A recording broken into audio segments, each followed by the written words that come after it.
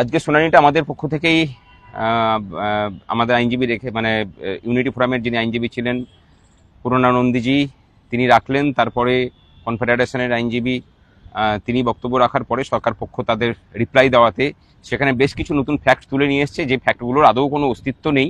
তারা তামিলনাড়ু সরকারের সাথে প্যারিটি রেখে নাকি চেন্নাই ইউথ হোস্টেলের কর্মচারীদেরকে দিয়ে দেওয়ার কথা বলেছেন, অথচ বাস্তবে দেখা যাচ্ছে যে তামিলনাড়ু সরকার এআইসিপিআই থেকে বেশি দিয়ে দিত তখন, সেই সময়টাতে, যে সময়টার কথা হচ্ছে, যে পিরিয়ড কালটার কথা হচ্ছে, তার তথ্য আমাদের কাছে আছে।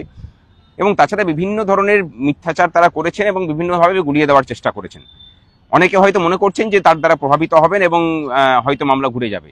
আপনারা নিশ্চিন্ত থাকুন, আমাদের পক্ষ থেকে মানে সমস্ত সবাই মিলে চেষ্টা করে যে কাউন্সিল দেওয়া হয়েছে আমাদের পক্ষ থেকে, নিশ্চিন্ত থাকুন যে এই মামলায় আমাদের জয় হবে। আজকেও সরকার চেষ্টা করেছে সময় নিয়ে যাতে করে সময় অতিবাহিত করে আমাদেরকে এক্সস্ট করে দেওয়া যায়, যাতে করে আমাদের ফান্ড না থাকে এবং আলটিমেটলি আমরা ভালো লয়ারকে দাঁড় করাতে না পারি। আশা করি যে সেটাও সফল হওয়ার নয়। যে আর্গুমেন্টগুলো তারা আজকে তুলে নিয়ে এসছে সেই আর্গুমেন্ট তারা কোথাও করেননি। আপনারা দেখেছেন যে জাজ সে কথাটা বলেওছেন যে এতদিন এই আর্গুমেন্ট করলেন, এখন তুলে নিয়ে আসছেন কেন। অর্থাৎ কোর্টকে প্রতিবার গুলিয়ে দেওয়ার যে প্রচেষ্টা, সেই প্রচেষ্টা আজকেও জারি ছিল। এর আগেও আমরা সেটা দেখেছি, সেগুলোকে সব খণ্ডন করা হয়েছে। নিশ্চিত থাকুন, যেদিন শুনানি হবে আগামী মঙ্গলবার দিন 2টো থেকে শুনানির ডেট ফিক্সড হয়েছে। সেদিন শুনানি হলে আমাদের পক্ষ থেকে তার সমুচিত একদম আইনগত জবাব দিয়ে সেগুলোকে খণ্ডন করা হবে। কর্মচারী পক্ষের যে লড়াই, একটা অন্যায়কারী মানে রাজত্ব চলছে পশ্চিমবঙ্গে, কোনো আইনকে না মেনে চলার একটা প্রচেষ্টা চলছে, সেইটাকে ভেঙে চুরমার করে তাকে যাতে আইনের জায়গাতে ফিরিয়ে নিয়ে আসা যায় তার প্রচেষ্টায় আমরা রত আছি। এই লড়াই কেবলমাত্র সরকারি কর্মচারীদের লড়াই নয়, এই লড়াইটা আপামর বাঙালির এবং পশ্চিমবঙ্গবাসীর লড়াই। যেখানে সরকার কোনো প্রতিষ্ঠানকে মান্যতা দেয় না, মানে কোনো আইনকে মান্যতা দেয় না, সংবিধানকে মানে না, সেই জায়গাতে আমরা এই সরকারটাকে আইনের জায়গাতে নিয়ে এসে তাকে বাউন্ড করাতে চাইছি। লড়াইটা এই নিয়ে, সুতরাং নিশ্চিত থাকুন এই লড়াই আমরা জিতবো। পরের দিন শুনানির জন্য আমরা প্রস্তুত। আমার সাথে আমাদের আইনজীবী বিক্রম ব্যানার্জি আছেন। একটা নতুন পয়েন্ট ওরা তোলার চেষ্টা করছে যে রোপাতে এই এন্টাইটেলমেন্ট অফ ডিয়ারনেস অ্যালাওয়েন্স নেই, এটা দুটো ক্ল্যারিফিকেটরি মেমোরান্ডামে আছে। সেটা নিয়ে আজকে জজ সাহেবরাও আপনারা দেখেছেন কোর্টে বলেছে যে এই পয়েন্ট তো ট্রাইব্যুনাল বা হাইকোর্ট কোনো সময় তোলা হয়নি, শেষ সময় এসে তোলা হচ্ছে। সেটার জবাব আমাদের কাছে রেডি আছে, যেটা আমরা যখন প্রকাশ্যে বলছি না, আমরা যখন হিয়ারিং করব তখন আমরা জানিয়ে দেবো। কারণ এখনো কপিল সিব্বাল স্যারের বলা এখনো শেষ হয়নি, তা ওনার জন্য মঙ্গলবার দিন আবার উনি বলবেন।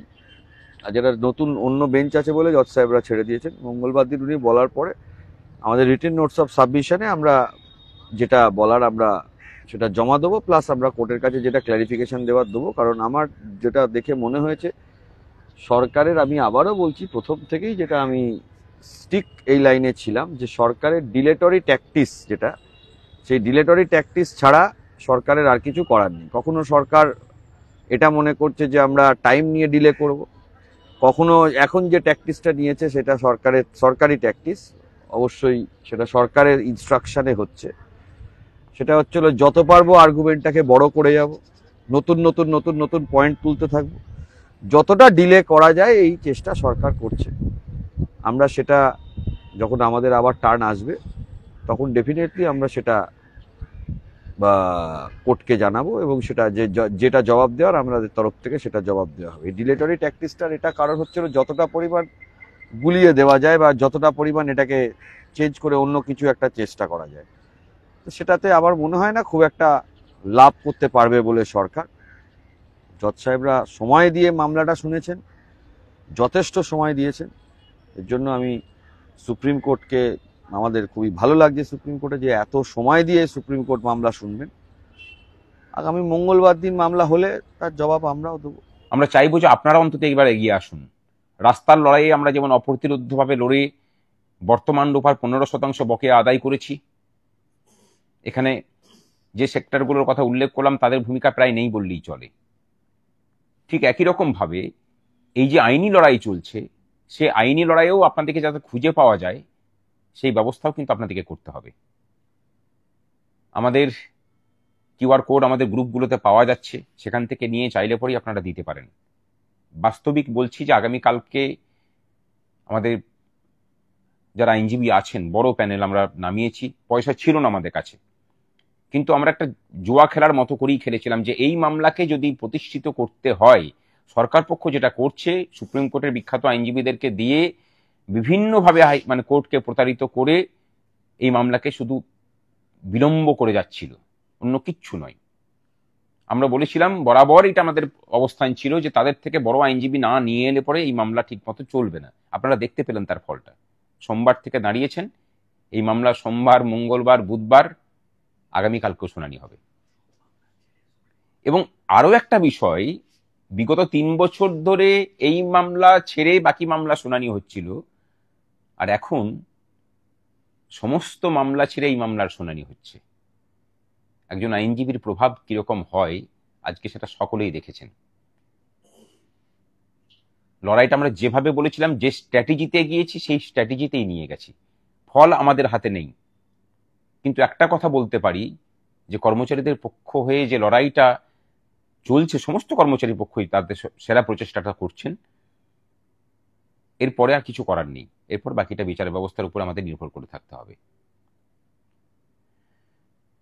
আমরা নেগেটিভ ভাবছি না, সমস্তটাই পজিটিভ ভাবছি। আগামীকালকেও গোপাল স্যার উপস্থিত থাকবেন, আমরা ব্রিফ করছি, আশা করি সবটাই ভালো হবে।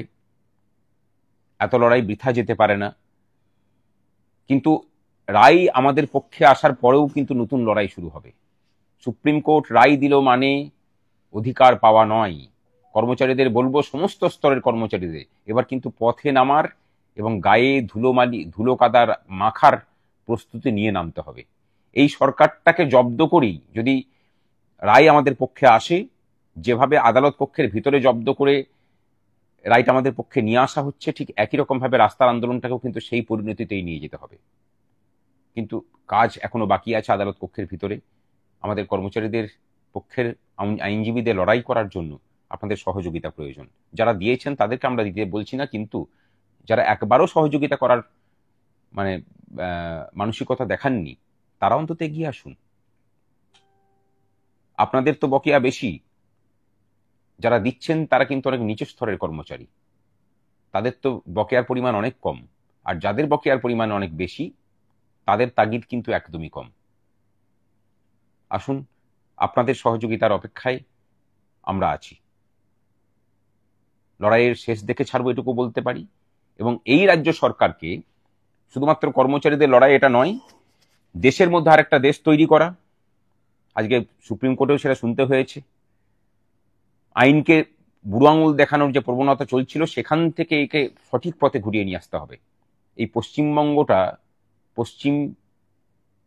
মানে বঙ্গদেশ নয়, এটা ভারতবর্ষের একটা অঙ্গরাজ্য। এবং মুখ্যমন্ত্রী কোনো প্রধানমন্ত্রী স্ট্যাচারের মানুষ নন, তিনি একজন মুখ্যমন্ত্রী একটা স্টেটের। তাকে ভারতীয় ফেডারেল আইন এবং সংবিধান এবং কোর্টকে মেনেই চলতে হবে। এটাকে পথে নিয়ে আসি, কর্মচারীদেরকেই দায়িত্ব নিতে হবে। আসুন সকলে, আর এই বার্তাটা দয়া করে সকলের কাছে ছড়িয়ে দিন। শুধু নিজে দিলে হবে না, বাকিদেরকে উৎসাহিত করুন দেওয়ার জন্য। এটা না হলে পরে আমরা জিততে পারবো না। আর আমরা আরেকটা কথা বলি, শুধু বড় আইনজীবী দিলেও হয় না, তাকে প্রস্তুতি করিয়ে দেওয়ার কাজটাও কিন্তু করতে হয়। যে কারণটা আমরা এগিয়েছি, আমাদের যে প্রস্তুতি পর্বে যে কন্ডাক্টিং লয়াররা ছিলেন, বিক্রম ব্যানার্জি, সিদ্ধার্থ ব্যানার্জি, সুদীপ্ত দাশগুপ্ত, এদের অবদানটাও কিন্তু ভোলার নয়। তার সাথে আমাদের সংগ্রামী যৌথ মঞ্চের কর্মচারীদের একটা নিজস্ব টিম, আমরাও সবাই চেষ্টা করেছি। এদের ভূমিকাকেও স্যালুট। এরা হয়তো পর্দার পিছনে আছে বলে দেখতে পাচ্ছেন না। নচিকেতা যোশীজি আছেন, মামলাতে এখনো আছেন, হয়তো উনিও কালকে বক্তব্য রাখতে পারেন, জানি না সুযোগ পাবেন কিনা। কিন্তু যে প্যানেল আমরা নামিয়েছি সেটা দেখতেই পেয়েছেন তার কার্যকারিতা। দেখা হবে আবার আগামীকাল, আশা করি শেষ শুনানি হবে এবং খুব তাড়াতাড়ি রায় বেরোবে। অধিকার অর্জন হলে, একটা স্তর যদি অধিকার অর্জন করে নিতে পারে, সেটা এই রাজ্যের বঞ্চিত মানুষের সমস্ত স্তরের জন্য দরজা খুলে যায়। সেই চেষ্টাটাই করি, চলুন।